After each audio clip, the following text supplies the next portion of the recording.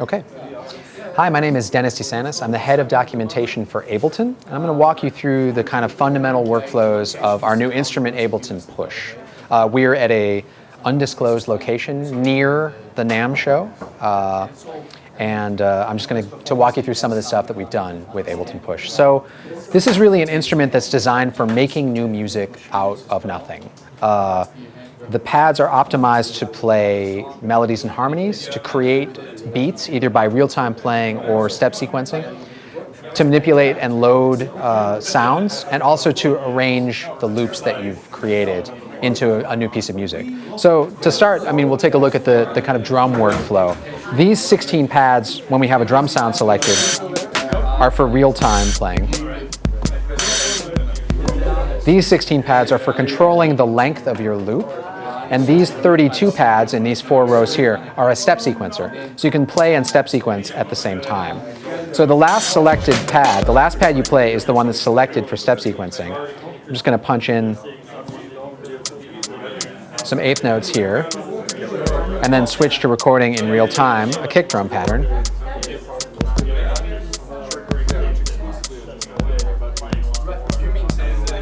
And some backbeats.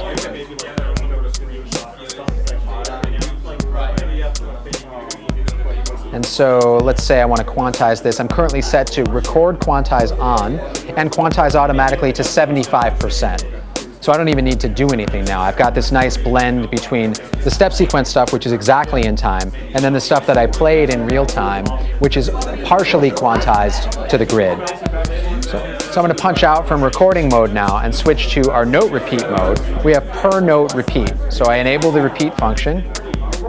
And now, as I press a pad, I can control the resolution of that note repetition that I'm holding down using this column of buttons here. This is also used to determine the grid of the step sequencer. So these are velocity-sensitive pads and pressure-sensitive. So as I press harder, I can get more velocity. We have a per-note swing via a dedicated swing encoder here, so I can dial this up to, say, 25% or so. When I'm ready, I can just punch in.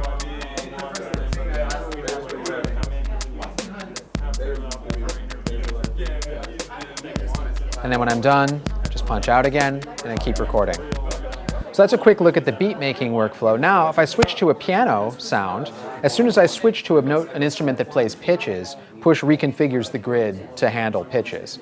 So we have a couple different ways of interacting with it. In a chromatic mode, we turn off the note repeat. We can play all of the notes that you'd find on a piano, for example, but the colors of the pads tell you information about what it is that you're playing. The blue pads are the tonic of the key that we're in. The white pads are the other notes in the scale, and the unlit pads are the notes that are out of the key. How responsive is it? That's one of the things I've been interested in. I guess it's very much a personal preference, but I find it to be extremely responsive. I feel like I can play quietly.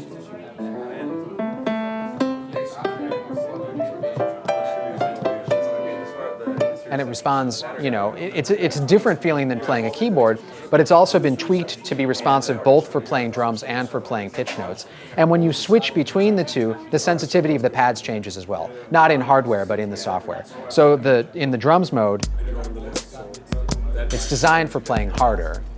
And when you switch to a pitched instrument, it scales itself up a little bit so that it responds better at low velocities. And is that user editable, just to sort of change the curves and stuff? There's currently just a few curves that are available. There's a default sensitive and super sensitive, but there may be more in future firmware upgrades, which we plan to do all the time to add new functionality and to fix things as we find them. But I leave it at super sensitive mode, and it feels pretty good for me. And are you a keyboard player or a sort of pad type musician? I'm primarily a drummer, actually. My background is in percussion, but I play keyboards for a lot of years, and that was my main way of interacting with making electronic music, was playing keyboards. But now that this exists, I was never really a pad-based programming guy, but I really like the fact that I can now switch between drums and playing pitches from the same set of pads. And how did you find the transition, learning those kind of modes? Did it feel natural? It was something that you had to learn. Like any other instrument, you have to learn to play this thing. The fact that we can, for example, in this in-key mode, throw out the non-diatonic notes so that you're always playing notes that make sense. That in some ways makes it easier, but you still have to learn. And I find that the more I practice on this thing, the better I get at it, the way I would with any other instrument. So it really rewards the kind of focus time that you would put into playing a piano or a guitar or something. You get better. It doesn't look like you're having to learn the Hacken continuum or anything like that. It feels, it looks like it's quite more. But I've also had some time with this thing. You know, this isn't even on the market yet, and I've been playing with mine for about 3 months now. So I've had more time than anybody, except for a couple other people in the company right now. But yeah, I mean, I get better at it, which is something that I find really interesting about it, is that it rewards that kind of time, the same way that you would get if you were playing a hardware like a guitar or something, you know? So it's like, from that point of view, it's very much like an instrument in itself. That's the way we think of it, yeah. I mean, we're thinking of it, you know, it looks like a controller. If you see something with a bunch of knobs and buttons on it, it looks like a controller. But it's very much thought of from the beginning to the end as an instrument, something that you can play. And I noticed your laptop's just kind of folded. Yeah, I mean, it's there, you know, it's doing the heavy lifting in the background. All the sounds that you're hearing, everything is happening in Ableton Live, but you right? just don't need to you don't need to use it, you know? Eventually, after I've put together a bunch of material, then I switch to the computer and do the kind of stuff that you do with a computer, like audio editing and that kind of thing. But for actually making music from scratch, I stay here. And what I love about that is I've got my hands on. I'm standing up, I'm leaning in, I'm playing with this thing, instead of sort of mousing around like I'm checking my email, which is how I've been making electronic music for like 20 years. Do you think it's changed the way you create? I think so. I mean, it's a little early to tell yet, and I think it's definitely, I mean, what I'm finding is that I'm playing melodic and harmonic patterns that are not as natural for me on a piano.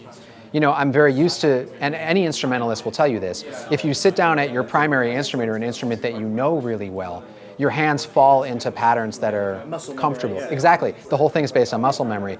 I don't really have perfect muscle memory with this instrument yet, so I'm constantly exploring and finding new things. But I keep coming up with harmonic patterns, for example, that were like really awkward on a piano and are incredibly simple here. And vice versa. I mean, there are things that are harder to play here than they would be on a piano, but it's, as a non-pianist, you can come to this thing with totally fresh hands. As a pianist, you can come to it and play also with fresh hands.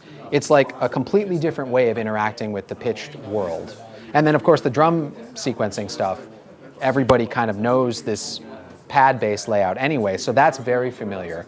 But for me, the most interesting thing has been this new way of dealing with pitch, which, as far as we know, is unique to this instrument.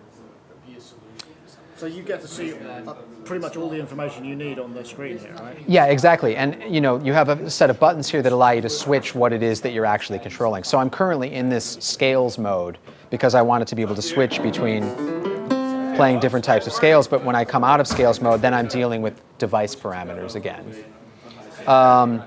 So you know, you've seen a little bit of the overview of how pitch works. Let me show you, just in the interest of time, how you switch sounds and how you manipulate sounds. So I want to get away from this piano sound.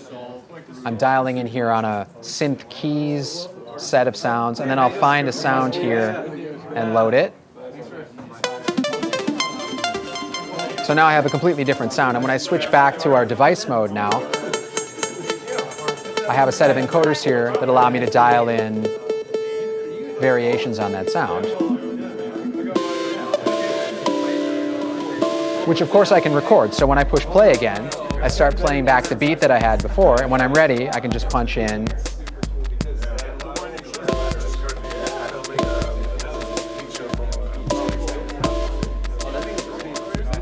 So what I did was I recorded too long, so I can I can punch out here, go to my clip mode, and I didn't want 4 bars, I wanted 2 bars. So I dial the length of the clip back down to 2 bars. And I can also turn on a fixed length recording. So if I say I know that I want to record only 2-bar patterns, I hold down the fixed length button, choose 2 bars, and now that this is enabled, it will always record only 2-bar patterns. So now that I've recorded those notes, I can also record some parameter automation. So since I've punched in for recording here, all the changes that I'm making to these knobs will be captured as part of the clip. When I punch out again, I can tap the top and you can see the values are changing. Well, that's sweet. It's a really nice touch. Yeah. Well, so always... It's kind of an Ableton, that's a 9 thing, really, isn't it? Well, the fact that you can now capture automation as a function of the session view clips is something that's new in Live 9. But again, you never think about live. You know, you're doing all the work from push.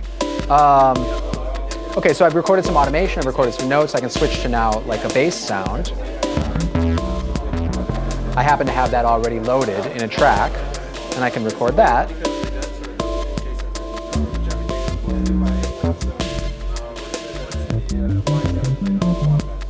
Okay, I didn't like that, so I'll undo the recording and do it again.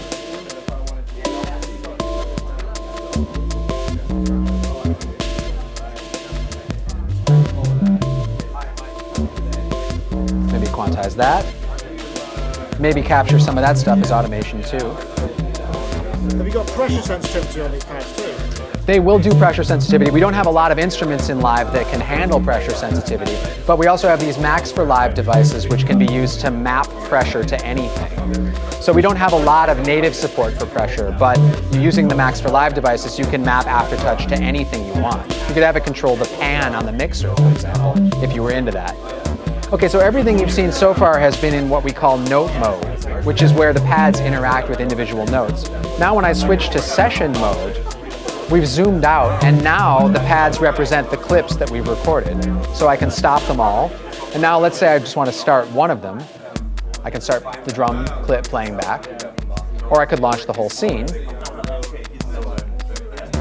And now, from our sort of the last generation of controllers that we had, the APC40 for example, in that world, this was where you began, right? The pads would control the launching of clips. We do that from the session mode. But the real interesting part of push, and the part that's really new, is all the stuff that we're doing in note mode. So you create the patterns here, then you start playing them from session mode. And then if you want to get into this sort of deep editing stuff, you just pop your laptop open, and everything that I've been doing has been captured in Live Session View. So from here, I can go in and open up, that stuff that we recorded before are now just MIDI clips. All those patterns are MIDI clips. And I can go in and do the kind of detailed editing and mixing stuff that is really much better to do on a computer than anywhere else. So the workflow that we imagine for this is you stand here at push, your laptop is there but it's not doing anything, it's just running in the background.